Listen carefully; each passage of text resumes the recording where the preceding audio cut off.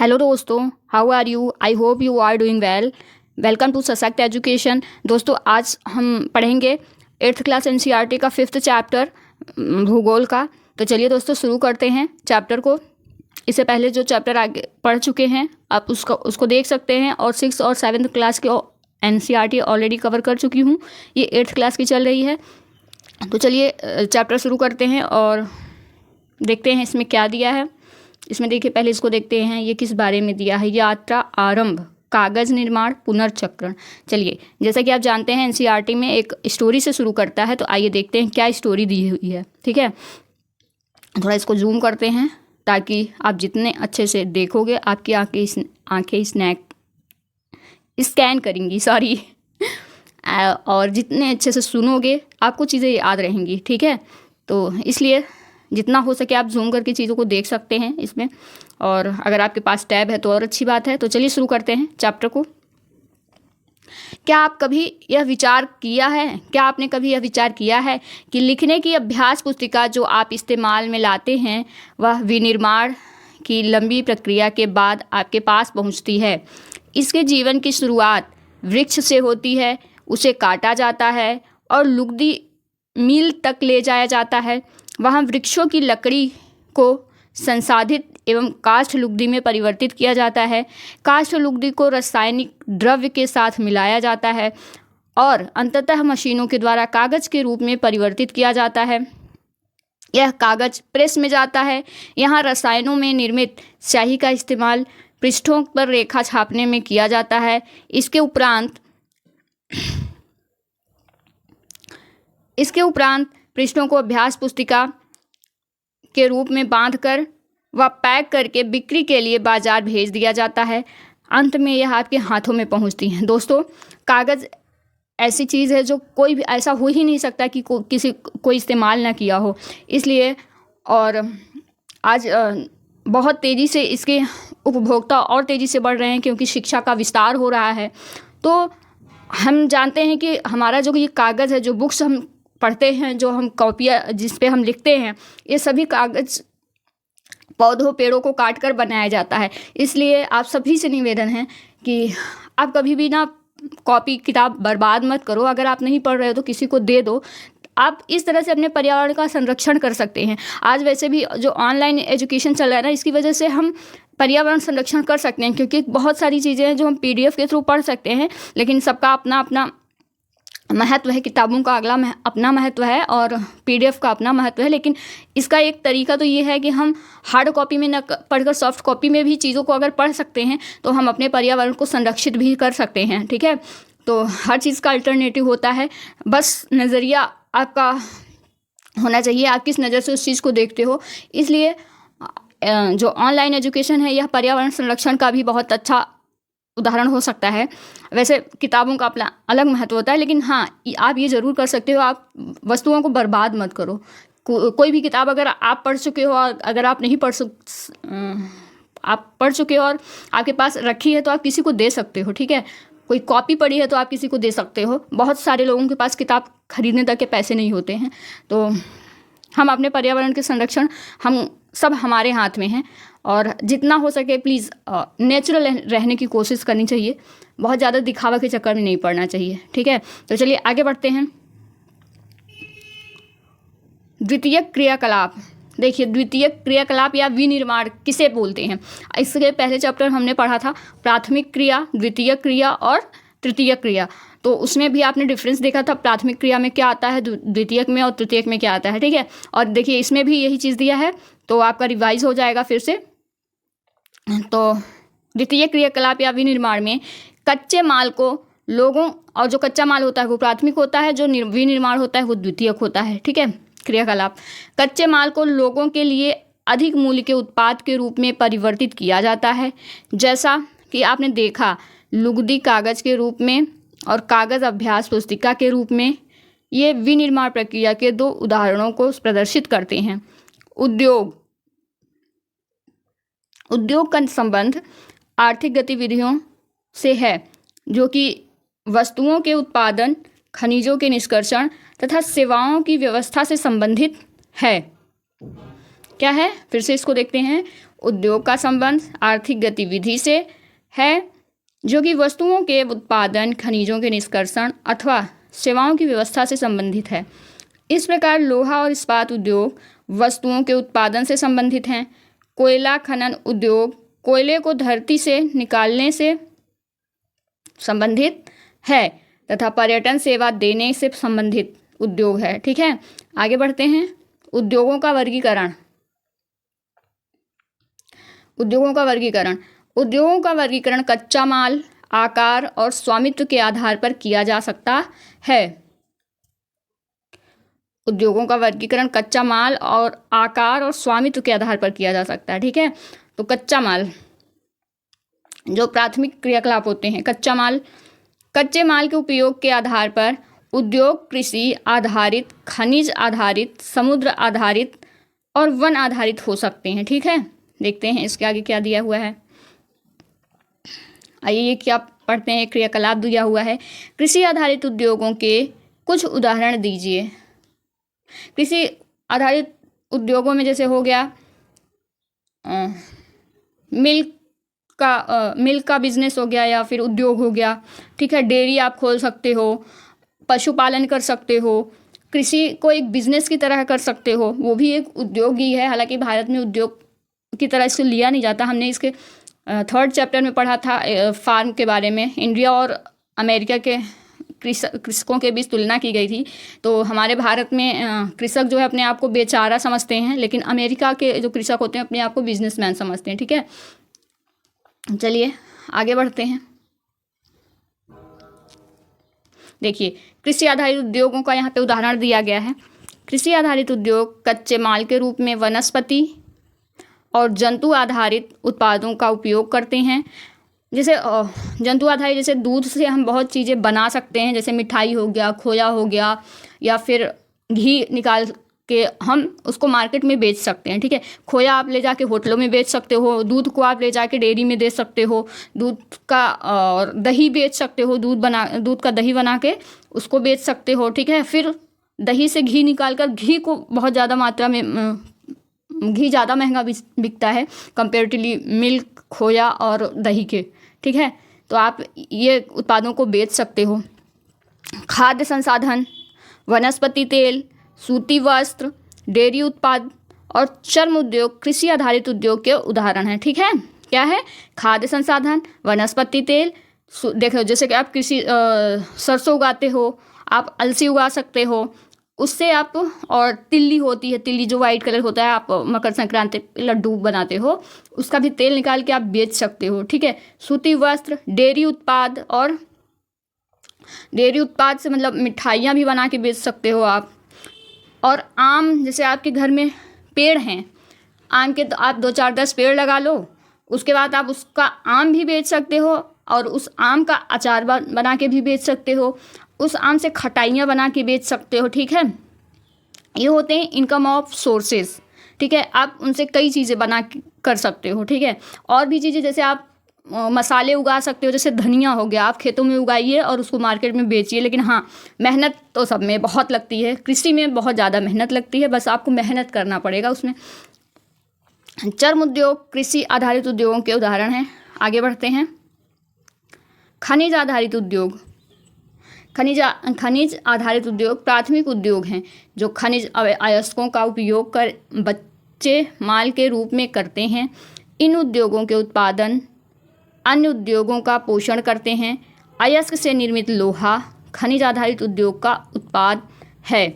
यह कई अन्य उत्पादों के विनिर्माण के लिए कच्चा माल के रूप में प्रयुक्त किया जाता है, जैसे भारी मशीनों, भवन निर्माण सामग्री तथा रेल के डिब्बे बनाने में। समुद्र आधारित उद्योगों के अंतर्गत क्या आता है, आइए देखते हैं।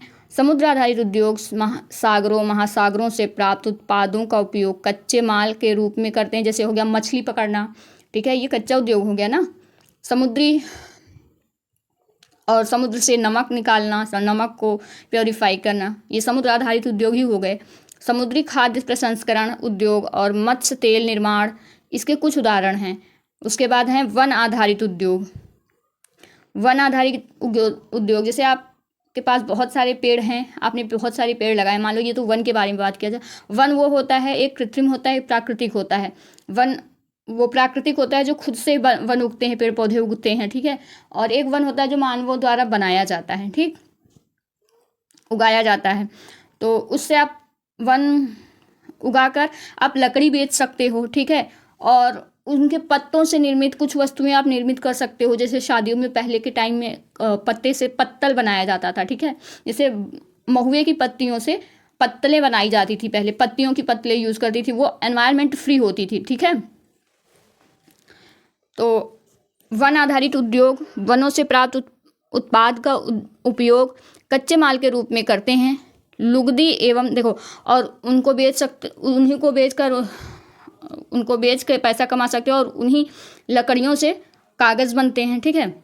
औषध, रसायन, फर्नीचर और भवन, या तो आप इसको कागज़ बना के बेचो, वो आपके बस की बात होगी नहीं, क्योंकि आपके पास बस की बात तो ऐसा नहीं है, किसी की बस की बात नहीं होती। हर इंसान में हिम्मत, हौसला और जज्बा होता है, सबके अंदर टैलेंट होता है, बट हाँ संसाधन नहीं उपलब्ध होंगे कागज़ बनाने के, तो आप वो नहीं कर सकते हो। जैसे औषध, रसायन, फर्नीचर आप बना सकते हो। बहुत सारे हमारे यहाँ बहुत सारे क्या बोलते हैं, बढ़ई जिन्हें बोलते हैं, वो बहुत अच्छा कार्य करते हैं, तो वो फर्नीचर बना के भी बेच सकते हैं। भवन निर्माण, बहुत सारे जो मिस्त्री होते हैं वो घर बनाते हैं, तो वो अलग ही वो हो गया, ठीक है, वो उससे पैसे कमा लेंगे। वो कृषि भी कर लेंगे, वो भवन निर्माण करके भी पैसे कमा लेंगे, ठीक है।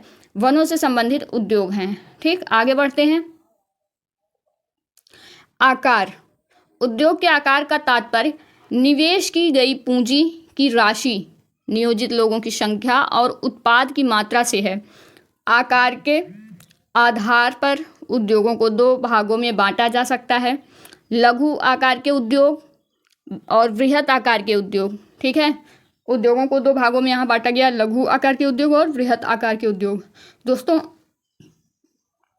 आजकल लोग उद्योगों की तरफ बहुत भाग रहे हैं, ठीक है, और इसमें फ़ायदा भी है। अगर आप बहुत ज़्यादा पैसे कमाना चाहते हो तो उद्योग ही वह साधन है जिससे आप पैसे ज़्यादा कमा सकते हो, अपने सपनों को पूरा कर सकते हो, ठीक है। और हाँ, आप सरकारी जॉब की तैयारी कर रहे हैं तो अच्छी बात है, बट और आप यूपीएससी की तैयारी कर रहे हैं और स्टेट पीएससी की कर रहे हैं तो अच्छी बात है, आप उसको भी करिए, लेकिन साथ में एक स्किल भी लेके चलिए और कोई ऐसा उद्योग सीखिए जो आप, जिससे आप अर्निंग भी कर सको और पढ़ाई भी कर सको, ठीक है। तो ये इस आप वर्तमान समय की यही मांग है कि आप स्टार्ट कर दो कुछ अर्निंग करना इंटर के बाद, ग्रेजुएशन के बाद, ठीक है, और अपनी पढ़ाई भी करते रहिए। तो दोस्तों, लेकिन हाँ, यूपीएससी या फिर आप किसी कोचिंग में यूपीएससी करने के लिए किसी कोचिंग में एडमिशन ले रहे हो ना, आप चाहे स्टेट पीएससी दो, चाहे यूपीएससी दो, कोई भी एग्ज़ाम दो, आप उससे पहले अपना बेसिक मजबूत करो, एनसीईआरटी कंप्लीट करो, पीवाईक्यू करो, ओके। तो चलिए देखते हैं फिर लघु आकार के उद्योग और बृहद आकार के उद्योग। कुटीर उद्योग, कुटीर या घरेलू उद्योग छोटे पैमाने के उद्योग हैं जिसमें दस्तकारों के द्वारा उत्पादों का निर्माण हाथ से होता है। दोस्तों इसके अंतर्गत अभी इन उत्पादों को भौगोलिक संकेतक का दर्जा दिया जाता है, जो वैश्विक स्तर पर पहचान होती है इनकी। भारत, जैसे आपके किसी भी उत्पाद को अगर जीआई टैग प्राप्त हो गया तो वैश्विक पहचान बन जाएगी। और अगर आपके पास ऐसा कोई टैलेंट है जिसको जीआई टैग दिया जा सकता है और अगर उसमें है दम, वो वैश्विक स्तर पर जा सकता है और लोगों को उसकी मांग है, अगर उसकी मांग मार्केट में है तो उसको भौगोलिक संकेतक का दर्जा दिया जा सकता है, ठीक है। और ये बहुत ही इको फ्रेंडली उत्पाद होते हैं, जैसे टोकरी बुनाई, मिट्टी के बर्तन बनाना। मिट्टी के बर्तन इस समय बहुत ही कुल्हड़ वाली चाय बहुत ही फेमस हो रही है। तो आप इन जो होते हैं ये घरेलू जो उद्योग होते हैं ये ख़त्म नहीं होनी चाहिए, इनको और बढ़ावा देना चाहिए, ठीक है। गांधी जी भी कहते थे कि हमारे घरों के जो उत्पाद हैं उन्हें, मशीनीकरण को वो बढ़ावा नहीं देते थे, ठीक है, हथकरघा को वो ज़्यादा बढ़ावा देने की कोशिश करते थे। लेकिन ठीक है, समय बदलता है, नीतियाँ बदलती हैं और प्रौद्योगिकियाँ बदलती हैं, विज्ञान बहुत नए नए आविष्कार कर रहा है। तो अन्य हस्त निर्मित वस्तुएं कुटीर उद्योगों के उदाहरण हैं, ठीक है। तो ऐसे बहुत सारे उद्योग हो सकते हैं, जैसे पहले के लोग स्वेटर बुना करते थे हाथों से, ठीक है। अभी भी जैसे आप अभी जाओ एग्जीबिशन में जाओ तो आपको अभी भी हैंडमेड प्रोडक्ट दिखते हैं, जैसे राजस्थानी हो गए या फिर स्क्रैप बुक वगैरह, और हाथों से निर्मित तो जो शो पीसेस होते हैं। अभी भी बहुत सारी चीज़ें हैंडमेड पसंद की जा रही हैं, जैसे पर्दे हो गए, मेज पोश हो गए, बहुत सारी चीज़ें हैं जो हाथ से अभी भी लोगों को पसंद आती हैं, हाथ से बनी हुई चीज़ें, और इसको हमारी भारत सरकार भी बढ़ावा दे रही है, ठीक है। तो अगर आपके पास ऐसा कोई टैलेंट है तो आप उसको मरने मत देना, उसको एक हॉबी की तरह लेना और उसको आगे बढ़ाना, और अपने अगले जनरेशन को भी ये टैलेंट ट्रांसफ़र करना। कुटीर या घरेलू उद्योग छोटे, अगर आपके घर में आपके जैसे मम्मी है या बड़ी बहन अगर कुछ आ रहा है उनसे, तो आप उसको सीख सकते हो और उसको एक इनकम ऑफ सोर्स बना सकते हो, ठीक है। कुटीर या घरेलू उद्योग छोटे पैमाने के उद्योग हैं जिसमें दस्तकारों के द्वारा उत्पादों का निर्माण हाथ से होता है। टोकरी बुनना, मिट्टी के बर्तन, अन्य हस्तनिर्मित वस्तुएं कुटीर उद्योग के उदाहरण हैं। बड़े पैमाने के उद्योग जो बड़ी मात्रा में वस्तुओं का उत्पादन करते हैं, उनकी तुलना में छोटे पैमाने के उद्योग कम पूंजी प्रौद्योगिकी का उपयोग करते हैं।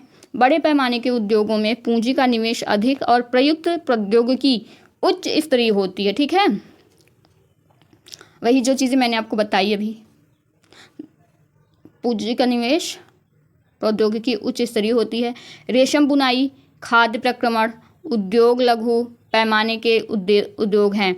ऑटोमोबाइल और भारी मशीनों का उत्पादन बड़े पैमाने के उद्योग हैं, ठीक है। आजकल जैसे भारत जो है मोबाइल निर्माण में दूसरे स्थान पर है, ठीक है। निर्माण में दूसरे स्थान पे है, लेकिन निर्यात में तीसरे स्थान पे है, क्योंकि हमारे यहाँ उपभोक्ता अधिक हैं, हम जो बनाते हैं हम खुद ही यूज़ कर लेते हैं, ठीक। पहले नंबर पर चाइना है निर्माण की। ये देखिए क्या है, मखाने के खाद्य प्रक्रमण की अवस्थाएं, ठीक है। ये मखाना बनाया जा रहा है, वैसे तो ये तालाबों में होता है, यहाँ प्रसंस्कृत किया जा रहा है, ठीक। आप फलों के पेड़ लगा सकते हो, जैसे लीची हो गया, आंवला हो गया, आम हो गया, नींबू हो गया, और बहुत सारी सब्जियां उगा सकते हो, उसको मार्केट में ले जाके बेच सकते हो। हालांकि मेहनत वाला काम है, कृषि बिना मेहनत के हो ही नहीं सकती। तो चलिए, स्वामित्व के आधार पर उद्योगों को निजी क्षेत्र, राज्य स्वामित्व अथवा सार्वजनिक क्षेत्र, संयुक्त क्षेत्र और सहकारी क्षेत्र में वर्गीकृत किया जा सकता है। निजी क्षेत्र के उद्योगों का स्वामित्व और संचालन या तो एक व्यक्ति द्वारा या व्यक्तियों के समूह द्वारा किया जाता है। सार्वजनिक क्षेत्र के उद्योगों का स्वामित्व और संचालन सरकार द्वारा होता है, जैसे हिंदुस्तान एरोनॉटिक्स लिमिटेड और steel authority of India limited संयुक्त क्षेत्र के उद्योगों का उदाहरण हैं। ये देखिए क्या है, सहकारी क्षेत्र में सुधा डेयरी, जैसे ये मिल्क का उद्योग है, ठीक, एक डेयरी का उद्योग है। क्या है इसमें देखते हैं, इसमें दिया हुआ है उद्योगों की अवस्थिति और कारक, उद्योगों की अवस्थिति संबंधी कारक। एक उद्योग को शुरू करने के लिए क्या क्या कारक अनिवार्य होते हैं, महत्वपूर्ण होते हैं, वो इसमें दिया है, ठीक है। और क्या अवस्थाएं होती हैं, किस जगह पे उसको शुरू किया जा सकता है, ठीक, क्या क्या है देखिए। सबसे पहले वहाँ पे कच्चा माल उपलब्ध होना चाहिए, श्रम, पूंजी, बाजार, जल, संचार, परिवहन, भूमि और विद्युत, इन सभी चीज़ों की आवश्यकता होती है। वहाँ पे लोग कैसे हैं, वहाँ का मार्केट कैसा है, वहाँ पे लोगों द्वारा क्या प्रयोग किया जाता है, वहाँ की भूमि कैसी है, महंगी है, सस्ती है, लिया जा सकता है या नहीं लिया जा सकता, वहाँ पे बिजली पहुँच चुकी है या नहीं है, या बिजली कब आती है कब जाती है, उसकी भी व्यवस्था करनी होगी। परिवहन, क्या वहाँ पे रोड अच्छी है, क्या वहाँ पे परिवहन आसानी से आ जा सकते हैं, संचार की व्यवस्था है, तो जल की व्यवस्था, ठीक है, और पैसा, और क्या वहाँ पे सस्ती लेबर है, और कच्चा माल की उपलब्धता अति आवश्यक है किसी भी उद्योग को चलाने के लिए, ठीक। आइए देखते हैं इसमें क्या है फिर। स्वामित्व और संचालन राज्यों और व्यक्तियों अथवा व्यक्तियों के समूह द्वारा होता है। मारुति उद्योग लिमिटेड संयुक्त क्षेत्र के उद्योग का एक उदाहरण है। सहकारी क्षेत्र के उद्योगों का स्वामित्व और संचालन कच्चे माल के उत्पादकों या पूर्तिकारों, कामगारों अथवा दोनों द्वारा होता है। आनंद मिल्क यूनियन लिमिटेड एक सुधा डेयरी सहकारी उपक्रम के उत्तम उदाहरण है। ठीक है, आगे बढ़ते हैं। उद्योगों की अवस्थिति को प्रभावित करने वाले कारक। उद्योगों की अवस्थिति को प्रभावित करने वाले कारक जो अभी हमने पढ़ा वही इसमें दिया है। ठीक है, देखते हैं। वे कारक जो उद्योगों की अवस्थिति को प्रभावित करते हैं कच्चे माल की उपलब्धता, भूमि, जल, श्रम शक्ति, पूंजी परिवहन और बाजार हैं। ठीक है, उद्योग उन्हीं स्थानों पर केंद्रित होते हैं जहां इनमें से कुछ या ये सभी कारक आसानी से उपलब्ध होते हैं। कभी कभी सरकार कम दाम पर विद्युत उपलब्धता, कम परिवहन लागत तथा अन्य अवसंरचना जैसे प्रोत्साहन प्रदान करती है ताकि पिछड़े क्षेत्रों में भी उद्योग स्थापित किया जा सके। औद्योगिकरण से प्रायः नगरों और शहरों का विकास एवं वृद्धि होती है। औद्योगिकरण से प्रायः नगरों और शहरों का विकास एवं वृद्धि होती है। जैसे कहीं भी अगर आप खुले स्थान पर अगर एक आप हॉस्पिटल बना देते हो, आप एक स्कूल बना देते हो, कॉलेज बना देते हो, अगर एक मंदिर बना देते हो तो वहाँ पे उद्योग और बढ़ेंगे। जैसे अगर हॉस्पिटल है तो यहाँ पे बहुत सारे मेडिकल शॉप्स खुल जाएंगे। ठीक है, चाय की दुकान, समोसे की दुकान, ठीक, सैनिटरी नैपकिन्स की दुकान और भी अन्य दुकानें वहाँ पे ओपन हो जाएंगी हॉस्पिटल के पास। अगर आपने स्कूल खोल दिया, कॉलेज खोल दिया तो वहाँ पे बहुत सारी स्टेशनरी शॉप खुल जाएंगी। ठीक है, और बच्चों से संबंधित बहुत सारी दुकानें खुल जाएंगी वहाँ पे। ठीक, ड्रेस की दुकान खुल जाएगी और खाद्य पदार्थों की दुकान खुल जाएगी, फलों की, जूस की, सब जगह। और यहाँ हॉस्पिटल के पास भी जूस की दुकानें लगने लगेंगी। ठीक, और बहुत सारी होटल्स खुल जाएंगी। ठीक, अगर आप एक कॉलेज खुलवाते हो तो भी यही संसाधन यहाँ पे खुल जाएंगे। मंदिर होती है तो वहाँ पे फूल माले की दुकानें खुल जाएंगी। ठीक, जैसे अभी राम मंदिर का निर्माण हुआ, वहाँ पे जितने भी आसपास के लोग होंगे वैसे आसपास के कम दूर वाले वहाँ पे होटल्स का निर्माण कर रहे हैं, रेस्टोरेंट का निर्माण कर रहे हैं, क्योंकि वो इंटरनेशनल टूरिज़्म हब बनने वाला है। तो हालांकि वहाँ पे जो लोकल हैं वो भी फूल माला की दुकान वहाँ पे खोल सकते हैं। लड्डू जो वहाँ पे चढ़ते हैं, चढ़ाने वाले सामान होते हैं, उनकी छोटी छोटी दुकानें वो खोल सकते हैं। वो अपने हाथ के बने कुछ उत्पादों को वहाँ पे बेच सकते हैं, दुकान लगा सकते हैं। ठीक है, वहाँ पे फूलों की खेती भी कर सकते हैं, उसके थ्रू वो बेच सकते हैं उस चीज़ को। तो ये औद्योगिकरण से फिर जो पैसा आएगा उससे शिक्षा को भी बढ़ावा मिलेगा। ठीक है, अगर उद्योग बढ़ेगा, नगरों में शहरों का विकास एवं वृद्धि तो होगी, शिक्षा का विस्तार होगा। अगर लोगों के पास पैसा होगा तभी वो खाएंगे, तभी वो पढ़ेंगे, तभी वो अच्छे कपड़े पहनेंगे। ठीक है, तभी उनकी सोच और आगे की दिशा में बढ़ेगी। अगर आप खाने पे ही निर्भरता नहीं है, कल क्या खाना अगर ये नहीं पता है तो आप फिर और चीज़ों के बारे में नहीं सोच सकते हो कि हमें एनवायरनमेंट का संरक्षण करना है। अगर आपके पास पैसा नहीं है तो आप सोचोगे हमें पैसा मिल जाए, उसके लिए आप कुछ भी करने को तैयार होगे। ठीक है, आतंकवाद बढ़ने का कारण क्या है? जम्मू कश्मीर में बच्चों से क्यों ये करवाया जाता है? क्योंकि उनको पैसे की ज़रूरत होती है और वो पैसों के लिए कुछ भी करने को तैयार हो जाते हैं। ठीक,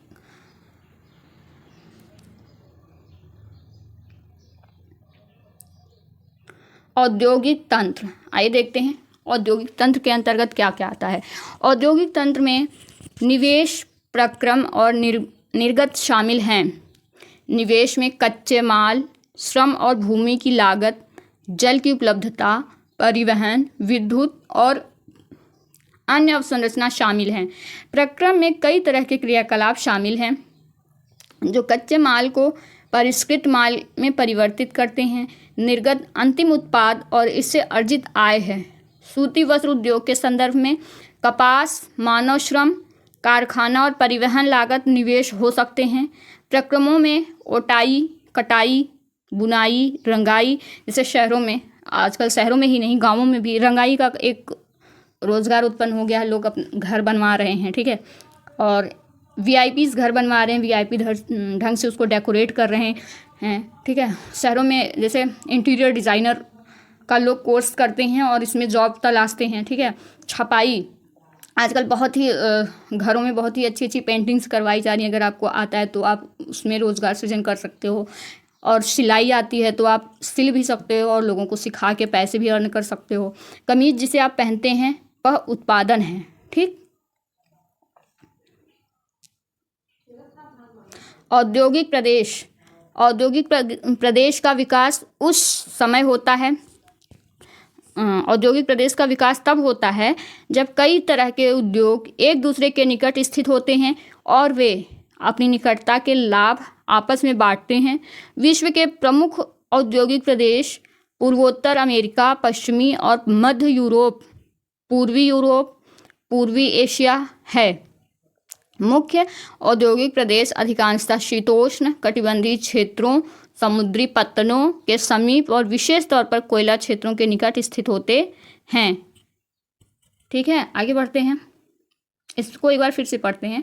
क्या है? औद्योगिक प्रदेश कहाँ कहाँ विकसित हुए हैं। ठीक है, औद्योगिक प्रदेश का विकास तब होता है जब कई तरह के उद्योग एक दूसरे के निकट स्थित होते हैं। ठीक है, दो उद्योग आपस में अगर कुछ संबंधित उत्पाद साझा करते होंगे या फिर पास में होंगे तो वहाँ पे विकसित होते हैं ज़्यादा, और वे अपनी निकटता के लाभ आपस में बांटते हैं। विश्व के प्रमुख औद्योगिक प्रदेश पूर्वोत्तर अमेरिका, पश्चिमी और मध्य यूरोप, पूर्वी एशिया। मुख्य औद्योगिक प्रदेश अधिकांशतः शीतोष्ण कटिबंधीय क्षेत्रों, समुद्री पत्तनों के समीप और विशेष तौर पर कोयला क्षेत्र के निकट स्थित होते हैं। ठीक, आगे बढ़ते हैं। देखिए, ये वैश्विक मानचित्र दिया हुआ है, औद्योगिक प्रदेशों का वैश्विक मानचित्र। ठीक है, कहाँ कहाँ पे उद्योगों का शहर कौन कौन से है। ठीक है, कहाँ कहाँ पे किस कॉन्टिनेंट में उद्योग कहाँ कहाँ पे विकसित हुए हैं। ठीक है, विश्व की औद्योगिक पट्टी, क्या? विश्व की औद्योगिक पट्टी, औद्योगिक प्रदेश। ठीक, आइए देखते हैं मानचित्र में। हालांकि इसमें छोटा दिख रहा है, थोड़ा जूम कर सकती हूँ लेकिन दिखेगा नहीं। अब मैं एक दिन वर्ल्ड ज्योग्राफी की मैपिंग कराऊंगी, अभी टाइम मिल नहीं रहा है। एनसीईआरटी ख़त्म होने से पहले मैं सोच रही हूँ एक वर्ल्ड ज्योग्राफी का एक व्यू दूँ हर कॉन्टिनेंट का, और वहाँ की करेंसीज का और कैपिटल का। ठीक है, तो देखते हैं, वीडियो बनाते हैं। तो देखते हैं कहाँ कहाँ पे औद्योगिक प्रदेश। देखिए, ये क्या दिया? औद्योगिक पट्टी एक पट्टी दिया है कि हाँ, इस क्षेत्र में उद्योग ज़्यादा होते हैं। कहाँ? ये देखिए, यहाँ से लेकर यहाँ तक। पूर्वी पट्टी,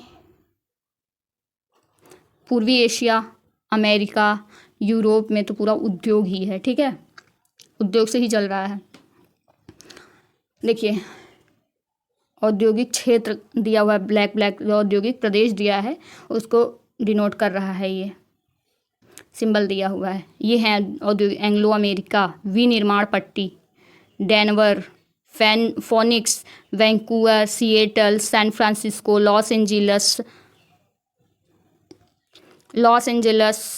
सान डिएगो, जुआना, गल्फ तट, मध्य America, Mexico City, Caracas, Bogota, Ecuador, Lima, Santiago, Buenos Aires, Montevideo, दक्षिण पूर्व ब्राज़ील।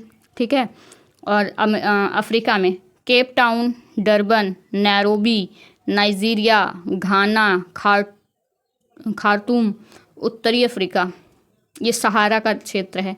ठीक है, यहाँ पे ज़्यादा कृषि वगैरह नहीं होती, पठार जैसे हैं। ठीक है, और ये ट्यूनीशिया वगैरह। पश्चिमी यूरोप, देखिए आर्कटिक महासागर, ये है पिट्सबर्ग, यूराल पर्वत, कुजबास, डॉनबॉक्स, मास्को, डॉनबॉस, फरगाना घाटी, गंगा घाटी भारत में, और ये है इज़राइल, इराक, कुवैत, ईरान, ये है मुंबई, चेन्नई। ठीक, बीजिंग, कोरिया, ये है जापान, संघाई, वुहान प्रदेश। ठीक है, इससे आपकी मैपिंग भी हो रही है। गुआन हांगकांग प्रदेश। ठीक, और ये प्रशांत महासागर, ये है जावा द्वीप। जावा भी एक औद्योगिक क्षेत्र है। ठीक है, फिर ये है ऑस्ट्रेलिया, ब्रिस्बेन, सिडनी, मेलबर्न और पर्थ, ये औद्योगिक क्षेत्र हैं। ये है न्यूजीलैंड। ठीक, चलिए अब आगे बढ़ते हैं। ठीक, आई होप आपको मैपिंग समझ में आती होगी, तो आप समझ जाओगे। भारत में अनेक औद्योगिक प्रदेश हैं, जैसे मुंबई, पुणे, समूह, बेंगलोर, तमिलनाडु प्रदेश, हुगली प्रदेश, अहमदाबाद, वडोदरा प्रदेश, छोटा नागपुर औद्योगिक प्रदेश, विशाखापत्तनम, गुंटूर औद्योगिक प्रदेश, गुड़गांव, दिल्ली, मेरठ औद्योगिक प्रदेश, कोल्लम, तिरुवनंतपुरम औद्योगिक प्रदेश। ठीक है, ये सारे भारत के औद्योगिक क्षेत्र हैं। ठीक, अब एक दो बार पढ़ोगे आपको समझ आ जाएगा। देखिए, भारत के अनेक औद्योगिक प्रदेश कहाँ, मुंबई पूरे समूह, बेंगलोर तमिलनाडु प्रदेश, हुगली प्रदेश ये है कोलकाता में, अहमदाबाद वडोदरा गुजरात में, छोटा नागपुर औद्योगिक प्रदेश झारखंड और छत्तीसगढ़ के कुछ हिस्से, विशाखापट्टनम गुंटूर औद्योगिक प्रदेश, गुड़गांव दिल्ली मेरठ औद्योगिक प्रदेश और कोल्लम तिरुवनंतपुरम औद्योगिक प्रदेश। ठीक, आगे बढ़ते हैं। यह है औद्योगिक विपदा। ये है, देखिए ये एक फैक्ट्री थी यूनियन कार्बाइड, ये एमपी में हुआ था। ठीक, मिथाइल आइसोसाइनाइड वहाँ पे फैल गया था जिसकी वजह से बहुत लोगों की मौत हो गई थी। ठीक, मध्य प्रदेश में। थोड़ा इसको जूम करते हैं और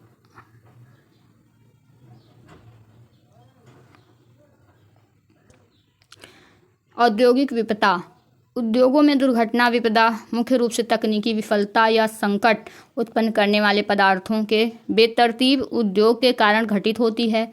भोपाल में 3 दिसंबर 1984 को लगभग 00.30 लगभग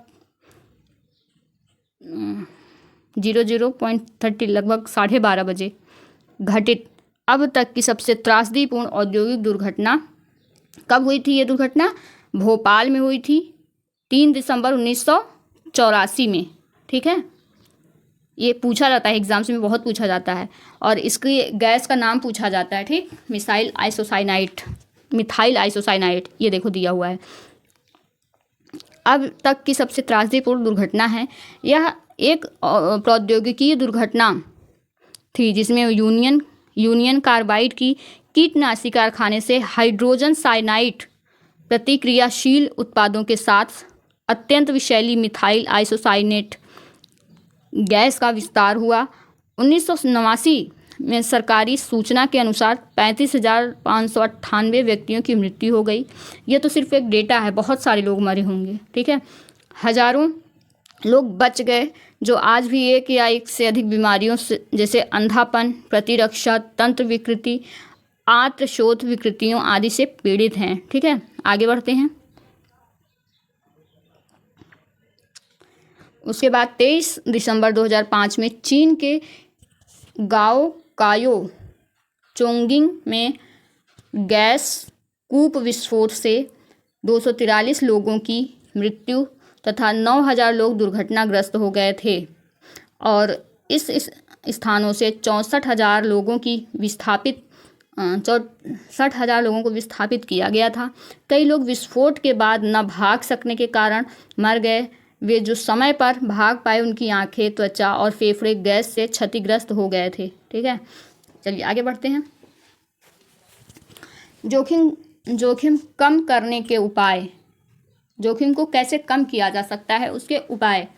घने बसे आवासीय क्षेत्रों को औद्योगिक क्षेत्रों से अलग बहुत दूर रखना चाहिए। ठीक है, जोखिम को कैसे कम किया जा सकता है? घने बसे आवासीय क्षेत्रों को औद्योगिक क्षेत्रों से अलग बहुत दूर रखना चाहिए। उद्योगों के समीप बसने वाले लोगों को दुर्घटना होने की स्थिति में विषैले या खतरनाक पदार्थों के संग्रहण और उनके संभव प्रभावों का ज्ञान होना चाहिए। आग की चेतावनी और अग्निशमन की व्यवस्था को उन्नत किया जाना चाहिए। विषैले पदार्थों के भंडारण क्षमता की सीमा होनी चाहिए। एक मिनट, विषैले पदार्थों के भंडारण क्षमता की सीमा होनी चाहिए। उद्योगों में प्रदूषण नियंत्रण के उपाय को उन्नत किया जाना चाहिए। अभी जैसे कि उद्योग स्थापित किए जाते हैं और कहे जाते हैं कि हम कुछ, जैसे सरकार ये टैक्स लगाती है कि आप कुछ प्रतिशत लोगों पे इन्वेस्ट करो क्योंकि आप पर्यावरण का नुकसान इतना कर रहे हो तो उनके फ़ायदे के लिए कुछ पैसे आप इन्वेस्ट करोगे और हमें टैक्स के तौर पे दोगे जिससे हम उनके विकास और उनका संरक्षण कर सकेंगे। लेकिन ये सिर्फ कहने की बातें होती हैं। और जैसे अभी पान मसाला है, ठीक है, उसका ऐड बहुत लोग करते हैं और फिर उनसे अगर कैंसर वगैरह हो रहा है, कोई भी प्रोडक्ट खाने से, सिगरेट पीने से कुछ भी हो रहा है तो उन कंपनियों को नहीं बंद कराया जाता है, बल्कि ये बोला जाता है कि वो टैक्स लेके हम उनकी आदत को छुड़ाएंगे, उनके नशे की आदत को छुड़ाएंगे। बट ऐसा होता कुछ नहीं है, सब कहने की बातें होती हैं। ठीक है, आगे बढ़ते हैं। आप खुद से ही खुद को बचा सकते हो, बस यही तरीका होता है नशे से बचने का। आदतें कोई भी धीरे धीरे छूटती हैं। क्या आप जानते हैं उभरते हुए उद्योग सनराइज उद्योग के नाम से भी जाने जाते हैं। जैसे आजकल छोटे छोटे गिग वर्कर्स उभर रहे हैं, ठीक है, और छोटे छोटे जो कंपनियां हैं जैसे शार्प टैंक हो गया, ये छोटे छोटे उद्योगों को बढ़ावा दे रही हैं, ठीक है, ये सनराइज उद्योग को बढ़ावा दे रही हैं के नाम से भी जाने जाते हैं। इसमें सूचना प्रौद्योगिकी, स्वास्थ्य लाभ, सत्कार तथा ज्ञान, हॉस्पिटैलिटी को बढ़ावा दिया जा रहा है। संबंधित उद्योग जैसे टूरिज्म गाइडर बहुत तेज़ी से बढ़ रहे हैं, ये भी एक उद्योग की तरह देखा जा रहा है। ठीक, आगे बढ़ते हैं। प्रमुख उद्योगों का वितरण। प्रमुख उद्योगों का वितरण। विश्व के प्रमुख उद्योग लोहा, इस्पात उद्योग, सूती वस्त्र उद्योग, सूचना प्रौद्योगिकी उद्योग हैं। लोहा, इस्पात उद्योग और वस्त्र उद्योग काफ़ी पुराने उद्योग हैं, जबकि सूचना प्रौद्योगिकी उद्योग एक नया उभरता उद्योग है। वे देश जिसमें लोहा इस्पात उद्योग अवस्थित हैं जर्मनी, संयुक्त राज्य अमेरिका, चीन, जापान और रूस हैं। वस्त्र उद्योग भारत, हांगकांग, दक्षिण कोरिया, जापान, ताइवान में केंद्रित हैं। ठीक है। सूचना प्रौद्योगिकी उद्योग में मुख्यतः केंद्र मध्यवर्ती कैलिफोर्निया के सिलिकॉन घाटी में और भारत के बेंगलुरु प्रदेश में है। ठीक है। क्या दिया है? उभरता उद्योग। देखिए, लौह इस्पात उद्योग और वस्त्र उद्योग काफ़ी पुराने उद्योग हैं, ठीक है, जबकि सूचना प्रौद्योगिकी उद्योग एक नया उभरता उद्योग है। वे देश में जिसमें लोहा इस्पात उद्योग अवस्थित है जर्मनी, संयुक्त राज्य अमेरिका, चीन, जापान और रूस हैं। वस्त्र उद्योग भारत, हांगकांग, दक्षिण कोरिया, जापान और ताइवान में संकेंद्रित हैं। आगे बढ़ते हैं, देखते हैं ये क्या है। लोहा इस्पात उद्योग। अन्य उद्योगों की तरह लोहा इस्पात उद्योग में भी बहुत से निवेश, प्रक्रम और निर्गत शामिल हैं। यह एक पोषक उद्योग है जिसके उत्पाद अन्य उद्योगों के लिए कच्चे माल के रूप में प्रयुक्त होते हैं। उद्योग के लिए निवेश में श्रम, पूंजी, स्थान, अन्य अवसंरचना के साथ साथ लौह अयस्क, कोयला, चूना पत्थर कच्चे माल के रूप में सम्मिलित हैं। लौह अयस्क से इस्पात निर्माण की प्रक्रिया में कई चरण शामिल हैं। कच्चे माल को झोंका भट्टी में रखा जाता है जहां यह प्रगलित होता है। इसके बाद यह संशोधित होता है। आगे चलते हैं। प्राप्त उत्पाद इस्पात होता है जो अन्य लोगों में कच्चे माल के रूप में प्रयुक्त किया जा सकता है। अन्य उद्योगों में कच्चे माल के रूप में प्रयुक्त किया जा सकता है। इस्पात कपड़ा होता है, इस्पात कड़ा होता है और इसे आसानी से काटा और आकार दिया जा सकता है अथवा इससे तार बनाए जा सकते हैं। एल्यूमिनियम, निकल, तांबा, ये अयस्क का एक चित्र दिया हुआ है। कोयला, किस किस चीज़ का चित्र दिया हुआ है? एक मिनट। कोयला दिया है, अयस्क दिया है, 1 टन चूना पत्थर दिया है और 1 टन इस्पात दिया है। ठीक है। ये क्या दिया है? झोंका भट्टी में लौह अयस्क से इस्पात तक, धातुमल, प्रगलित लोहा, गर्म वायु, झोंका भट्टी, लौह अयस्क, चूना पत्थर और कोक। आइए देखते हैं इसमें क्या दिया है। दोस्तों, एनसीईआरटी में जितनी ही सरल भाषा में दिया होता है ना, वो उतना ही अच्छा होता है, क्योंकि जो रिकमेंडेड बुक्स होती हैं उसमें इन्हीं चीज़ों को बड़े स्तर पर समझाया जाता है, लेकिन चीज़ें यही होती हैं इसमें सरल भाषा में होती है, उसमें थोड़ी टफ लैंग्वेज यूज़ कर लेते हैं। रेफरेंस जो बुक होती हैं, स्टैंडर्ड बुक्स होती हैं, उसमें इन्हीं चीज़ों को 4 पेज में बताया जाता है और हमारे एनसीईआरटी में कुछ शब्दों में बताया जाता है। ठीक है। जैसे अन्य धातुएं, लोहा, तांबा, अयस्क जैसी अन्य धातुओं को थोड़ी थोड़ी मात्रा में इस्पात में मिलाकर इसकी मिश्र धातुएं बनाई जा सकती हैं। मिश्र धातु इस्पात को असामान्य कठोरता, दृढ़ता, जंग प्रतिरोधक क्षमता प्रदान करती है। इस्पात प्रायः आधुनिक उद्योगों का मेरुदंड कहलाता है। क्या?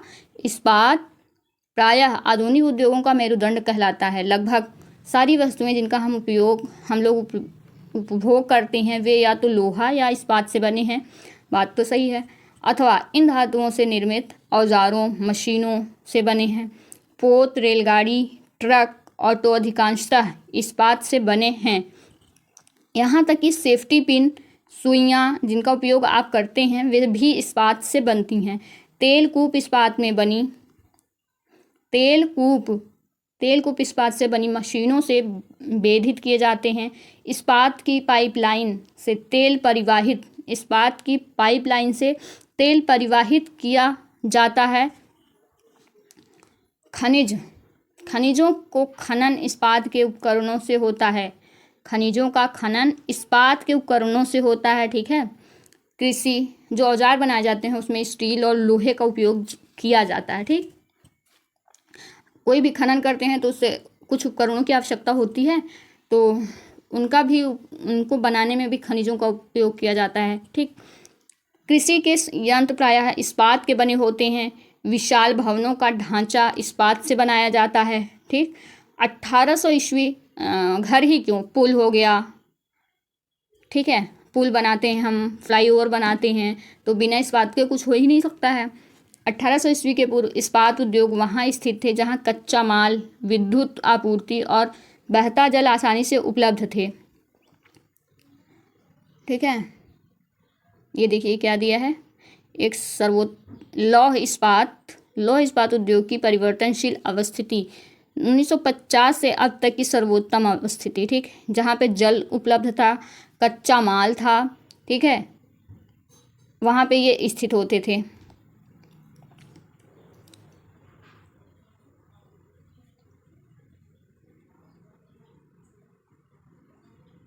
कहाँ तक हमने पढ़ा था, एक मिनट,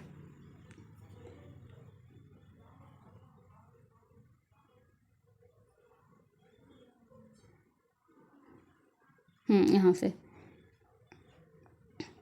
1800 ईस्वी के पूर्व इस्पात उद्योग वहाँ स्थित थे जहाँ कच्चा माल, विद्युत आपूर्ति और बहता जल आसानी से उपलब्ध थे। बाद में उद्योगों के लिए आदर्श स्थिति कोयला क्षेत्र के समीप, नहरों और रेलवे के निकट थी। 1950 के बाद लोहा और इस्पात उद्योग समुद्र पत्तन के निकट सपाट भूमि के विशाल क्षेत्रों में केंद्रित होने शुरू हुए। ऐसा इसलिए हुआ क्योंकि इस्पात निर्माण का कार्य इस समय तक बहुत विशाल हो गया और लौह अयस्क विदेशों से आयात करना पड़ता था। विदेशों से आयात करना पड़ता था। भारत में लौह इस्पात उद्योग, कच्चा माल, सस्ते श्रमिक, परिवहन और बाजार, ठीक है। फिर एक मानचित्र दिया हुआ है, पहले इसको पढ़ लेते हैं, उसके बाद देखते हैं, ठीक है। का लाभ लेते हुए विकसित हुए सभी महत्वपूर्ण इस्पात उत्पादक केंद्र जैसे भिलाई, दुर्गापुर, बर्नपुर, जमशेदपुर, राउरकेला, बोकारो एक ही प्रदेश में स्थित हैं। आप बताइए, दुर्गापुर, बर्नपुर, जमशेदपुर, राउरकेला, बोकारो किस राज्य में, भारत के किस राज्य में स्थित हैं? आपको मैं ऑप्शन देती हूँ, यूपी, बिहार, छत्तीसगढ़ और झारखंड। बताइए इनमें से किसमें ये चारों जिले पाए जाते हैं? बर्नपुर, जमशेदपुर, राउरकेला, बोकारो, ठीक, ये औद्योगिक क्षेत्र हैं, एक ही प्रदेश में स्थित हैं, जो 4 राज्यों में फैले हैं, ये औद्योगिक क्षेत्र हैं। ये कहाँ कहाँ फैले हैं आप बता सकते हो? वे 4 राज्य हैं, पश्चिम बंगाल, देखिए इसमें दिया हुआ है, आपको खोजने की भी ज़रूरत नहीं है। पश्चिम बंगाल, दुर्गापुर, बर्नपुर, जमशेदपुर, राउरकेला, बोकारो एक ही प्रदेश में स्थित हैं, जो 4 राज्यों में फैले हैं। पश्चिम बंगाल, झारखंड, ओडिशा, छत्तीसगढ़, भद्रावती और विजयनगर कर्नाटक में, विशाखापट्टनम आंध्र प्रदेश में, भद्रावती और विजयनगर कर्नाटक में, विशाखापट्टनम आंध्र प्रदेश में, सलेम तमिलनाडु में अन्य महत्वपूर्ण इस्पात के केंद्र हैं जो स्थानीय संसाधनों का उपयोग कर रहे हैं, ठीक है, आगे चलते हैं। ये देखिए जमशेदपुर के बारे में दिया गया है। 1947 में पूर्व भारत में केवल एक इस्पात का कारखाना था, Tata iron and steel company limited, TISCO था। ठीक है, यह निजी स्वामित्व में था। स्वतंत्रता के पश्चात सरकार ने यह कार्य अपने हाथ में लिया और बहुत से लोहा इस्पात संयंत्र स्थापित किए। झारखंड में स्वर्णरेखा और खरकई नदियों के संगम के समीप सांकची में सन 1907 में टिस्को, खरकई नदियों के संगम के समीप झारखंड में स्वर्णरेखा और खरकई नदियों के संगम के समीप सांकची में 1907 में टिस्को की शुरुआत की गई थी। बाद में सांकची का नाम बदलकर जमशेदपुर रखा गया। भौगोलिक रूप से जमशेदपुर देश में लोहा इस्पात केंद्र के रूप में सर्वाधिक सुविधाजनक स्थान पर है। आगे बढ़ते हैं। आइए, ये मैप हमने नहीं देखा ना, इसमें क्या किस चीज़ का मैप है ये, आइए देखते हैं। प्रमुख लौह इस्पात उत्पादन के क्षेत्र वैश्विक स्तर पर दिया है, जहाँ पे लौह इस्पात उद्योग हैं, उत्पादन किए जा रहे हैं। ठीक है, आइए देखते हैं। कनाडा, संयुक्त राज्य अमेरिका, दक्षिण अमेरिका, यह है प्रशांत महासागर। देखिए इससे आपको मैपिंग भी हो जा रही है। ठीक है, वर्ल्ड भी हो जा रही है और देश की भी हो जाएगी।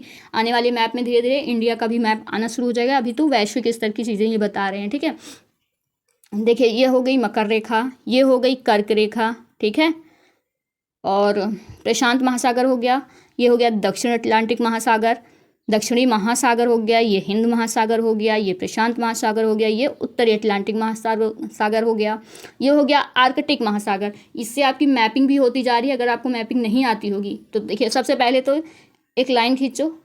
मैपिंग हमेशा ऐसे देखी जाती है, ये है उत्तर, ये है दक्षिण, ये है पूरब, ये है पश्चिम। ठीक है, तो आप विश्व के मैप को भी ऐसे बांट सकते हो। आप ये जो कर्क रेखा है, इससे आप वैश्विक मैप को दो भागों में बांट सकते हो। ये हो गया उत्तरी, ये हो गया दक्षिणी। ठीक है, फिर यहाँ पे लाइन खींचो, ये हो गया उत्तरी, ये हो गया पश्चिमी। ठीक, तो आपकी मैपिंग भी इससे होती जा रही है। फिर ये हो गया दक्षिणी अफ्रीका। ठीक, और ये यूरोप, ये हैं जो ब्लैक डॉट्स हैं, ये हैं लौह इस्पात उद्योग क्षेत्र। ठीक है, ये है भारत, चीन, रूस, जापान। ठीक है, ये है रूस, ये है दक्षिणी महासागर, और ये है साउथ अफ्रीका। ठीक, ये है ऑस्ट्रेलिया। आगे बढ़ते हैं। जमशेदपुर हो गया। अब ये देखिए कोई टाटा इस्पात कार्य का वो पूरा मैपिंग दी हुई है। मुख्य सड़क, ये सड़क मार्ग दिया हुआ है, और ये रेलवे लाइन दिया। कोई भी उद्योग जब स्थापित होता है तो उनको इन चीज़ों की आवश्यकता होती है किसी भी उद्योग को, कि वहाँ पे जल उपलब्ध हो, वहाँ पे अच्छी रोड हो, वहाँ पे रेलवे स्टेशन पास में हो, वहाँ पे सड़कें मुख्य मार्ग से जुड़ी हुई हों। ठीक है, तभी वहाँ पे एक उद्योग अच्छे से पनप सकता है, रोड अच्छी हो। ठीक, ये देखिए टाटा इस्पात कार्य, गोल्फ कोर्स, देखिए ये मुख्य रोड हैं जो मेन रोड से जुड़ी हुई हैं। ठीक, और जमशेदपुर हवाई पत्तन भी खरकई नदी और स्वर्ण रेखा के उस पर बसा हुआ है। ठीक, और यहाँ पे टाटा रेलवे स्टेशन भी है, जिससे ये माल को सेल करेंगे और एक जगह से दूसरे स्थान पर पहुँचाएंगे, या फिर उसे पत्तनों पर पहुँचाएंगे। ठीक है, आगे बढ़ते हैं। ये देखिए जमशेदपुर में लोहा इस्पात उद्योग की अवस्थिति रेखा चित्र दिया हुआ है। टेस्को बोलते हैं इसको। इसमें क्या दिया है ये देखते हैं। आओ कुछ करके सीखें। एटलस की सहायता से भारत के कुछ लौह इस्पात उद्योग खोजें एवं भारत के रूपरेखा मानचित्र पर उनकी स्थिति चिन्हित करें। ठीक, आगे बढ़ते हैं। सांकची को कई कारणों से इस्पात संयंत्र स्थापित करने के लिए चुना गया। यह स्थान बंगाल नागपुर रेलमार्ग पर काली माटी स्टेशन से मात्र 32 किलोमीटर की दूरी पर था। यह स्थान लौह अयस्क, कोयला और मैग्नीज निक्षेपों के साथ साथ कोलकाता के निकट भी था, जहां विशाल बाजार उपलब्ध था।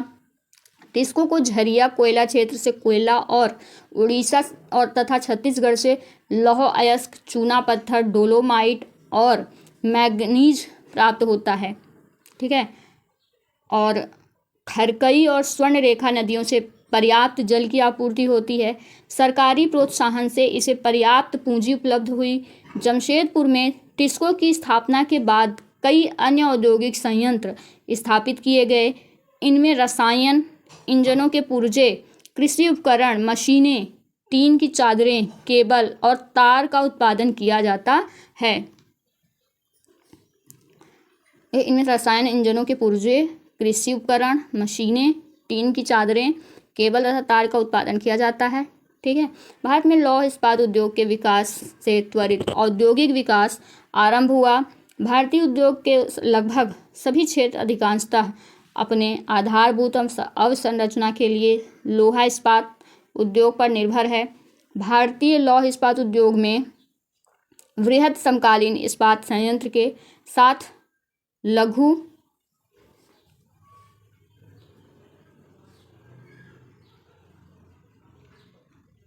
इस्पात मिल भी सम्मिलित है। इसमें द्वितीयक उत्पादक, रोलिंग मिल और सहायक उद्योग भी शामिल हैं। पिट्सबर्ग यह संयुक्त राज्य अमेरिका का एक महत्वपूर्ण इस्पात नगर है। पिट्सबर्ग के इस्पात उद्योग को स्थानीय सुविधाएं उपलब्ध हैं। कच्चा माल जैसे कोयला पिट्सबर्ग में ही उपलब्ध है, जबकि लौह अयस्क मिनेसोटा की लोहे की खानों से प्राप्त होता है, जो पिट्सबर्ग से लगभग 1500 किलोमीटर दूर है। इन खानों और पिट्सबर्ग के बीच नौ परिवहन का सर्वोत्तम मार्ग ग्रेट लेक्स जलमार्ग आता है। यह अयस्क नौ परिवहन हेतु सस्ता मार्ग है। ग्रेट लेक्स से पिट्सबर्ग क्षेत्र तक लौह अयस्क रेलगाड़ियों से लाया जाता है। ओहियो, मोनोंगहेला, एल्गनी नदियों से पर्याप्त जल प्राप्त होता है। आज पिट्सबर्ग में बहुत कम बड़ी इस्पात मिलें हैं। ये मील पिट्सबर्ग के ऊपर मोनोंगहेला और एल्गनी नदी की घाटियों में तथा पिट्सबर्ग के नीचे ओहियो नदी के सहारे स्थित है। परिष्कृत इस्पात स्थल और जल दोनों मार्गों द्वारा बाजार में भेजा जाता है। तैयार माल को स्थल मार्ग और जल मार्ग दोनों द्वारा बाजार में भेजा जाता है और सबसे सस्ता होता है जल मार्ग। ठीक है। वो इको फ्रेंडली भी होता है, पर्यावरण में कोई नुकसान भी नहीं होता और वो सस्ता भी होता है। ठीक। तो पिट्सबर्ग, लेकिन हाँ समय अधिक लगता है जल मार्ग में। पिट्सबर्ग क्षेत्र में इस्पात मिलों के अतिरिक्त कई अन्य कारखाने हैं। ये रेल पटरी उपकरण और भारी मशीनों के उत्पादन में इस्पात का प्रयोग कच्चे माल के रूप में करते हैं। आगे बढ़ते हैं। सूती वस्त्र उद्योग धागे से कपड़े की बुनाई एक प्राचीन कला है। कपास, ऊन, सिल्क, जूट और पटसन का प्रयोग वस्त्र निर्माण में होता है। उपयोग में लाए गए कच्चे माल के आधार पर वस्त्र उद्योग का वर्गीकरण किया जा सकता है। रेशे वस्त्र उद्योग के कच्चे माल हैं। रेशे प्राकृतिक और मानव निर्मित हो सकते हैं। प्राकृतिक रेशे ऊन, सिल्क, कपास, लिनन और जूट से प्राप्त किए जा सकते हैं। मानव निर्मित रेशों में नायलॉन, पॉलिस्टर, एक्रिलिक और रेयॉन शामिल हैं। ठीक है। आगे बढ़ते हैं। काफ़ी लंबा चैप्टर है वैसे ये, है ना। अभी तक हम लोग छोटे छोटे चैप्टर पढ़ रहे थे। जैसे जैसे ही क्लास बढ़ेगा, जैसे 9th, 10th, 11th, 12th की NCERT के चैप्टर्स और भी लंबे होंगे। ठीक है। तो धैर्य बनाकर पढ़ना पड़ेगा। ठीक। कोई नहीं, अगर बोरियत लगती है तो स्टॉप करके कुछ टाइम आप घूम के फिर पढ़ सकते हो, कोई दिक्कत नहीं है।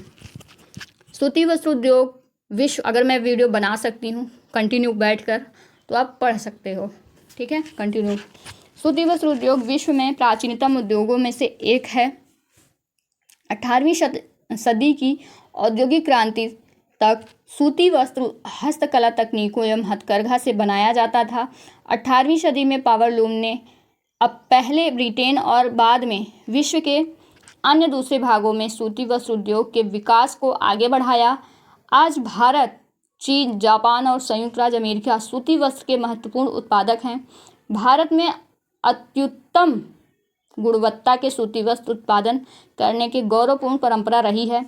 ब्रिटिश शासन से पूर्व हाथ से कते और हाथ से बुने वस्त्रों का एक विस्तृत भारतीय बाजार था।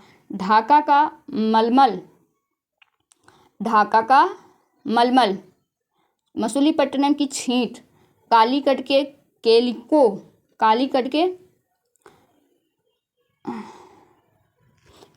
केलिको तथा बुरहानपुर। मलमल कहाँ का था? ढाका का मलमल। इसको एक बार फिर से पढ़ते हैं ना, कहाँ का क्या है। भारत में अत्युत्तम गुणवत्ता के सूती वस्त्र उत्पादन करने की गौरवपूर्ण परंपरा रही है। ब्रिटिश शासन से पूर्व हाथ से कते और हाथ से बुने वस्त्रों का एक विस्तृत भारतीय बाजार था।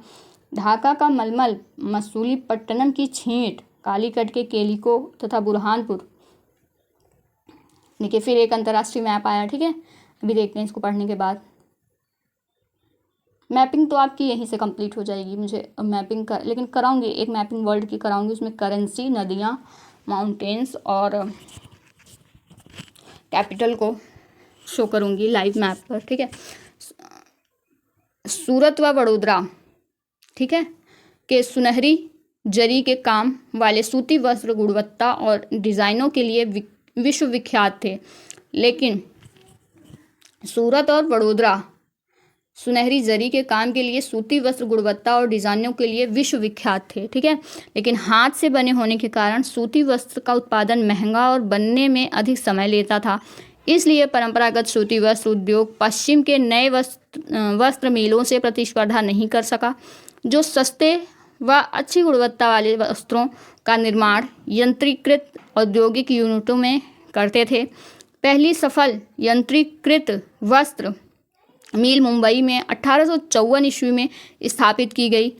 उष्ण आर्द्र जलवायु, मशीन, आयात के लिए पत्तन, कच्चे माल की उपलब्धता और दक्ष श्रमिक इस प्रदेश में इस उद्योग के द्रुत फैलाव में सहायक रहा। प्रारंभ में यह उद्योग महाराष्ट्र, गुजरात राज्य में अनुकूल आर्द्र जलवायु के कारण पनपा, लेकिन वर्तमान में आर्द्रता कृत्रिम रूप से उत्पन्न की जा सकती है और कच्ची कपास शुद्ध होती है एवं वस्त्र उत्पादन प्रक्रिया में इनका वजन कम नहीं होता। इसलिए यह उद्योग भारत के विभिन्न भागों में फैल गया है। कोयम्बटूर, कानपुर, चेन्नई, अहमदाबाद, मुंबई, कोलकाता, लुधियाना, पोंडुचेरी, पानीपत कुछ अन्य महत्वपूर्ण केंद्र हैं। आइए अब अंतर्राष्ट्रीय मैप देखते हैं, इसमें क्या दिया हुआ है। ये विश्व के सूती वस्त्र निर्माण के प्रदेश दिए हुए हैं, कहाँ कहाँ पे सूती वस्त्रों का निर्माण होता है। आइए देखते हैं। ये है ब्राज़ील, दक्षिणी अमेरिका का ब्राज़ील क्षेत्र में होता है। अर्जेंटीना उत्तरी अमेरिका में, ठीक है। ये क्षेत्र आप मैप में जाके देख सकते हैं।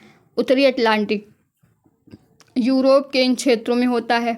आर्कटिक महासागर ये है, देखो सारे महासागर हैं, प्रशांत महासागर, दक्षिण अटलांटिक, हिंद महासागर, ठीक।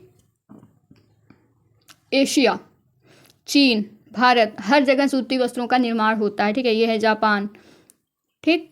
आगे बढ़ते हैं। यह है साउथ अफ्रीका। अब देखिए अहमदाबाद, पहले इसको देखते हैं, इसमें क्या दिया हुआ है। क्या आप जानते हैं भारतीय वस्त्र उद्योग के कुल उत्पादन का लगभग 1/3 हिस्सा निर्यात किया जाता है। भारतीय वस्त्र उद्योग के कुल उत्पादन का लगभग 1/3 हिस्सा निर्यात किया जाता है, ठीक। आइए देखते हैं नेक्स्ट क्या दिया हुआ है। क्रियाकलाप क्या है ये। क्रियाकलाप में क्या है। दर्जी की दुकान से विभिन्न प्रकार के कपड़ों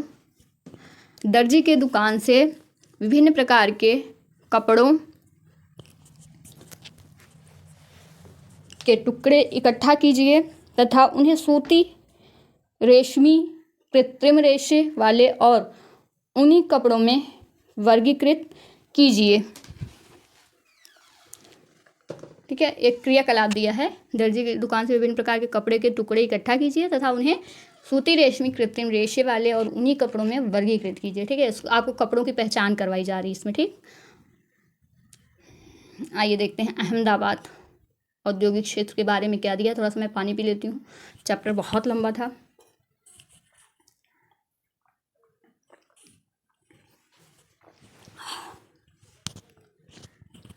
चलिए आगे चलते हैं।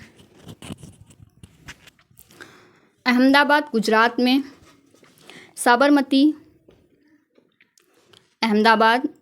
साबरमती नदी के तट पर स्थित है।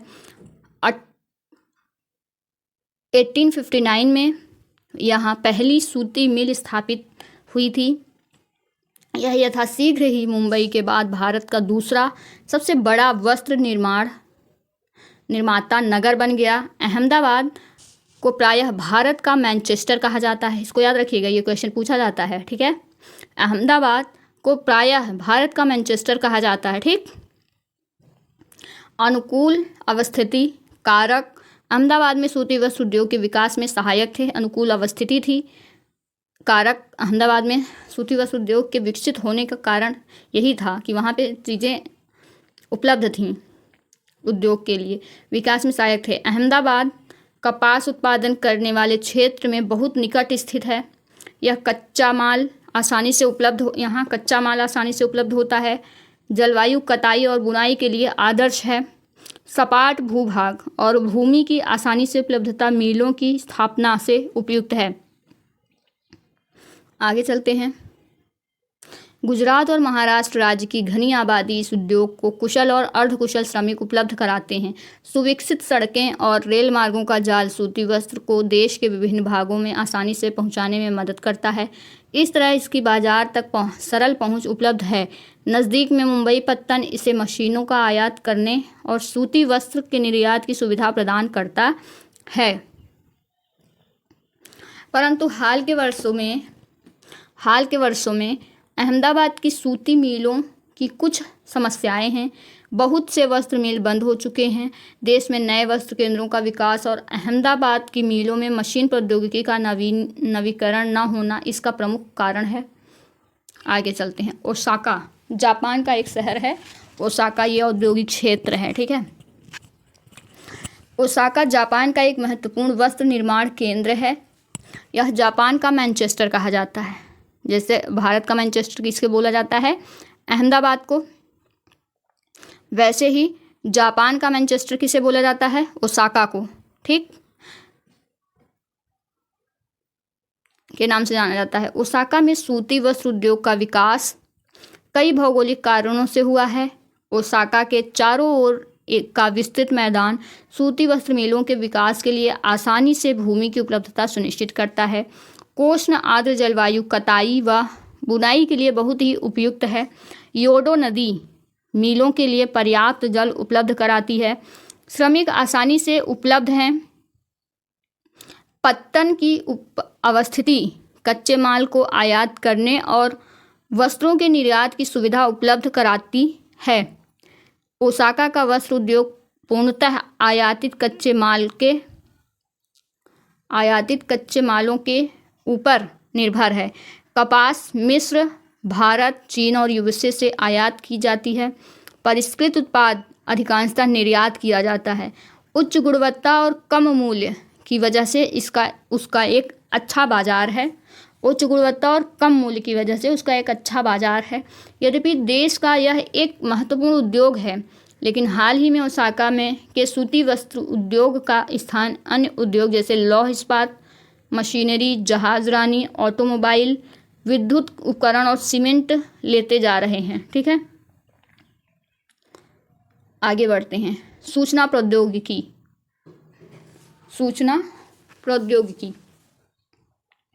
यह उद्योग बहुत ही तेज़ी से बढ़ रहे हैं, ठीक है, और भारत में भी इसमें द्वितीय स्थान पर है, तो ये अच्छी बात है।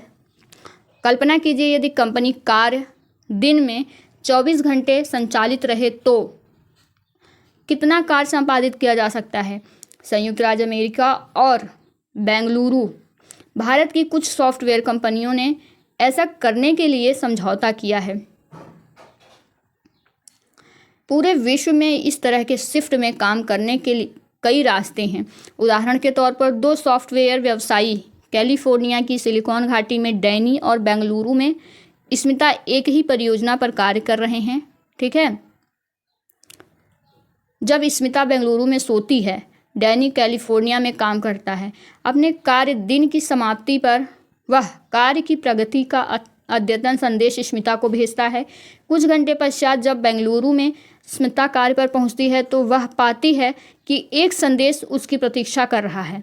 वह सीधे तौर पर परियोजना के कार्य से जुड़ जाती है। अपने कार्य दिन की समाप्ति के बाद वह अपने कार्य के परिणाम पुनः कैलिफोर्निया भेजती है। इस प्रकार वे संवाद और कार्य साथ साथ करते हैं। यह इस प्रकार से है मानो दोनों सटे कार्यालयों में बैठे हुए हों। सूचना प्रौद्योगिकी उद्योग सूचना के संग्रहण, प्रक्रम और वितरण को व्यवहार में लाते हैं। वर्तमान में यह उद्योग भूमंडलीय हो गया है। प्रौद्योगिकी, राजनीतिक, सामाजिक, आर्थिक परिवर्तन के कारण ऐसा हुआ है। ठीक है, मुख्य कारक जो इस उद्योग की अवस्थिति को निर्धारित करते हैं वह है संसाधन उपलब्धता, लागत और अवसंरचना। बुनियादी ढांचा, सूचना प्रौद्योगिकी उद्योग के मुख्य नाभि क्षेत्र कैलिफोर्निया की सिलिकॉन घाटी और भारत के बेंगलुरु में हैं। बेंगलुरु दक्कन पर अवस्थित है। बेंगलुरु दक्कन पठार पर अवस्थित है, जहां से इसका नाम सिलिकॉन पठार पड़ा। यह शहर वर्ष भर मृदु जलवायु के लिए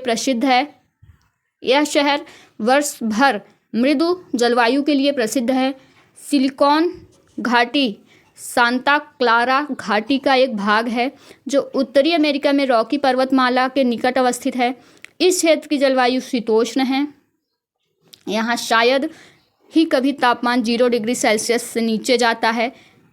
सिलिकॉन पठार बेंगलुरु और सिलिकॉन घाटी कैलिफोर्निया के अवस्थिति लाभ को नीचे दिखाया गया है। आप इन दोनों शहरों के बीच समानताओं पर ध्यान दे सकते हैं। भारत के महानगरीय केंद्रों में अन्य उभरते सूचना प्रौद्योगिकी नाम भी क्षेत्र हैं, जैसे मुंबई, नई दिल्ली, हैदराबाद, चेन्नई। अन्य स्थान जैसे गुड़गांव, पुणे, तिरुवनंतपुरम, कोच्चि, चंडीगढ़ और सूचना प्रौद्योगिकी। आइए इसको कंप्लीट कर लेते हैं, फिर इसको पढ़ते हैं। सूचना प्रौद्योगिकी उद्योग के महत्वपूर्ण केंद्र हैं। ठीक है, बेंगलुरु के पास हमेशा विशिष्ट लाभ रहा है। इस शहर को मध्यम और उच्च प्रबंधन प्रतिभा बड़ी संख्या में उपलब्ध हैं। ठीक है, आइए देखते हैं इसमें क्या दिया हुआ है। पहले इसको पढ़ते हैं।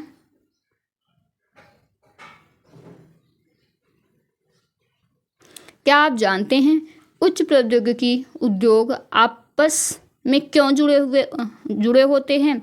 वे आसान पहुंच के लिए मुख्य सड़क मार्ग के नज़दीक स्थित हो सकते हैं। फार्म ज्ञान के आदान प्रदान से लाभान्वित हो सकते हैं। सेवा और सुविधाएं जैसे कि सड़कें, कार पार्किंग और अवशिष्ट निपटान क्षमताओं से व्यवस्थित किए जा सकते हैं। ठीक है, आइए देखते हैं इसमें क्या है।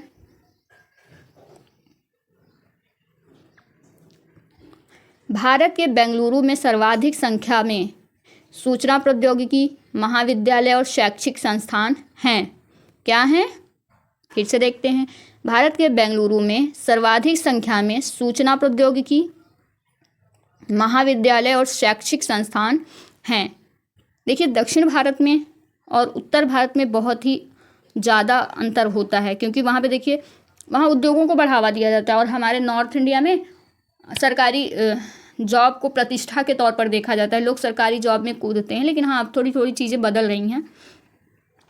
यह नगर जैसे इंटरनेट की वजह से लोग एक दूसरे से जुड़ रहे हैं, जैसे north India to south India, north east to west India, सब एक दूसरे से कनेक्ट हो रहे हैं। जैसे जैसे चीज़ों लोगों के सोचने का तरीका, जैसे नॉर्थ साउथ इंडिया में फैमिली मैरिज देखा जाता है कि एक ही फैमिली में शादियां हो जाती हैं, मामा चाचा ताऊ फूफा मौसी के बच्चों के बीच, ठीक है। लेकिन नॉर्थ इंडिया में ये कल्चर नहीं है। लेकिन जैसे साउथ इंडियंस लोग नॉर्थ इंडिया से जुड़ रहे हैं, वो भी इस चीज़ का विरोध करते हैं कि नहीं, हमें एकदम ऐसे शादियां नहीं करनी है। उसका एक अलग ही रीज़न है, क्योंकि वहाँ पे मुस्लिम कम्युनिटीज़ में वो चीज़ें होती हैं, तो अब वहाँ पे हिंदू माइनॉरिटी में होगा तो वो होता है ना कि फैमिलियर हो जाता है, तो वो भी करते हैं।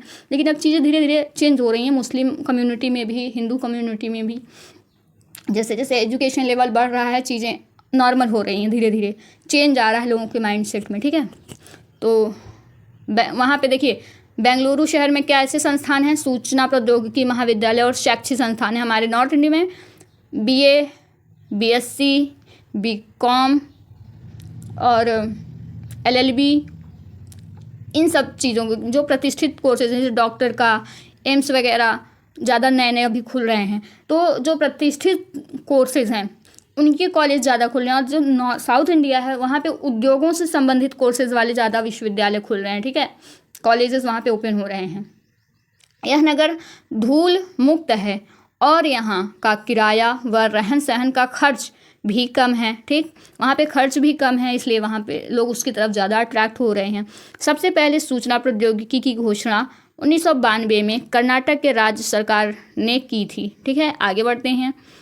इस शहर में कार्य अनुभव वाले कुशल प्रबंधक सर्वाधिक उपलब्ध हैं। सिलिकॉन पठार बेंगलुरु का अवस्थितिक लाभ है। सिलिकॉन पठार बेंगलुरु का अवस्थितिक लाभ है।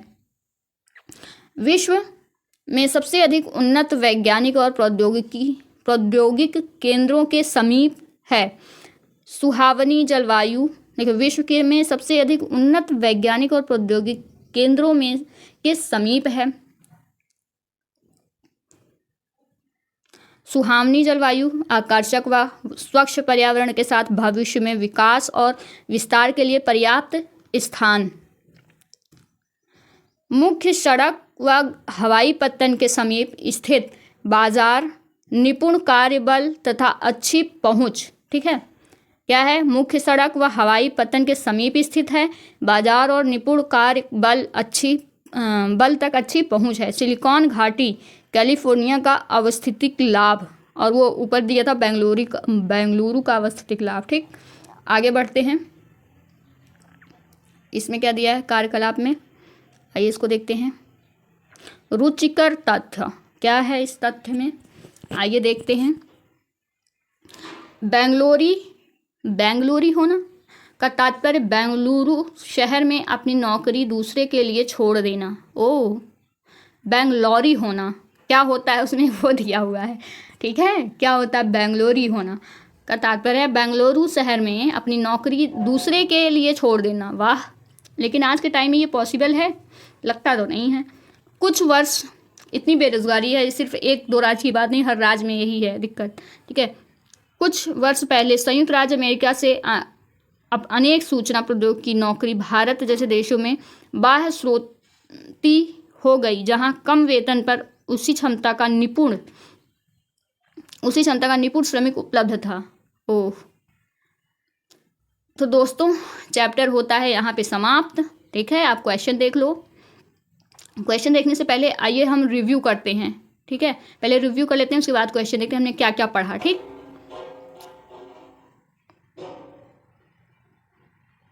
8-10 पेज है ना।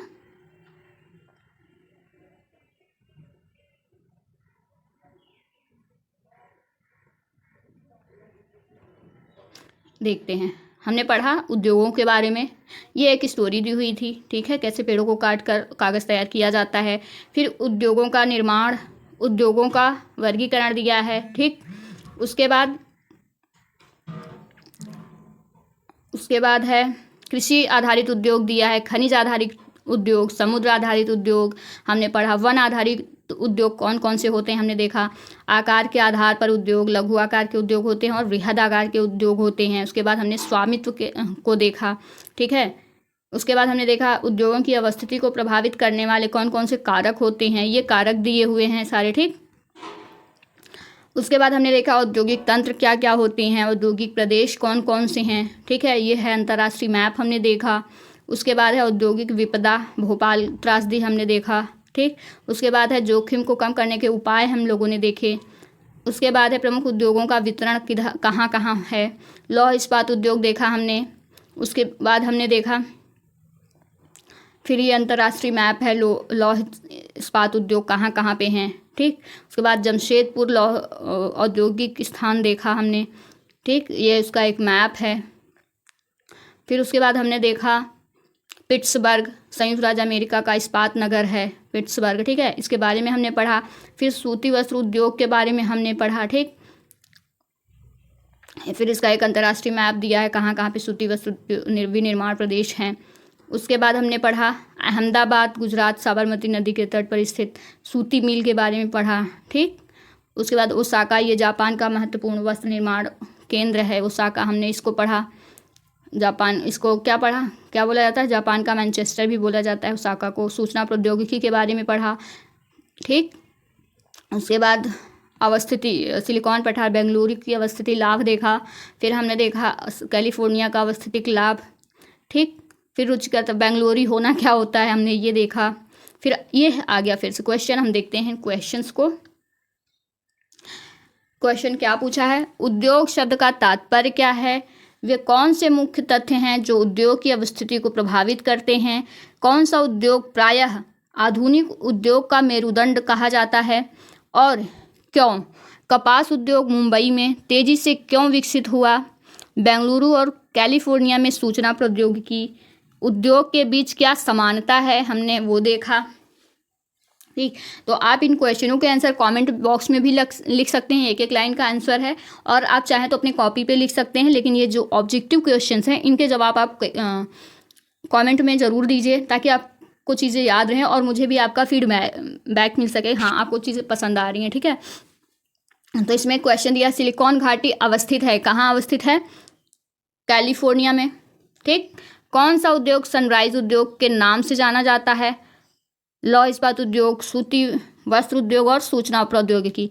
ये देखिए सूचना प्रौद्योगिकी, आपको एक स्टेटमेंट क्वेश्चन भी बना के ऐसे पूछ सकता है। सनराइज उद्योग इस समय बहुत चर्चा में है, करंट में जो चीज़ें होती हैं उसी को स्टैटिक पोर्शन के थ्रू पूछ लिया जाता है क्वेश्चन बनाकर। तो सनराइज उद्योग कौन से हैं, सूचना प्रौद्योगिकी उद्योग, ठीक, भारत में बहुत तेज़ी से बढ़ रहा है। फिर है निम्न में कौन सा प्राकृतिक रेशा है, तो प्राकृतिक रेशा है इसमें जूट, ठीक है, और ये नायलॉन जो है और एक्रिलिक है मानव निर्मित उद्योग है, ठीक, मानव निर्मित रेशा है, ठीक। और इसमें पूछा है अंतर स्पष्ट करिए,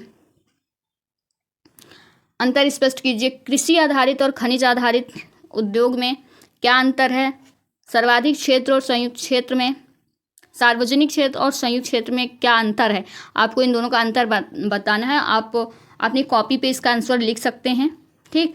फिर ये है फिल इन द ब्लैंक्स, आपको इसको भरना है। दिए गए स्थानों में निम्नलिखित के दो उदाहरण दीजिए, कौन कौन से, कच्चे माल कौन से हैं, ठीक है, अंतिम उत्पाद कौन सा है, तृतीय क्रियाकलाप क्या है, कृषि आधारित उद्योग कौन से हैं, कुटीर उद्योग कौन से हैं, सहकारिता कौन सी है। हमने इसको आपको अच्छे से पढ़ाया, आप इसको फिल करेंगे, ठीक है, फिल करेंगे, कमेंट बॉक्स में लिखेंगे कुटीर उद्योग सहकारिता उद्योग के दो उदाहरण, ठीक। तो चलिए दोस्तों, प्लीज़ आपको पसंद आए तो लाइक करिएगा, सब्सक्राइब करिएगा, चैनल को शेयर करिएगा और प्लीज़ लाइक ज़रूर करिएगा, थोड़ा मुझे भी मोटिवेशन मिलेगा। आप चाहें तो इसको पढ़ सकते हैं, ठीक है।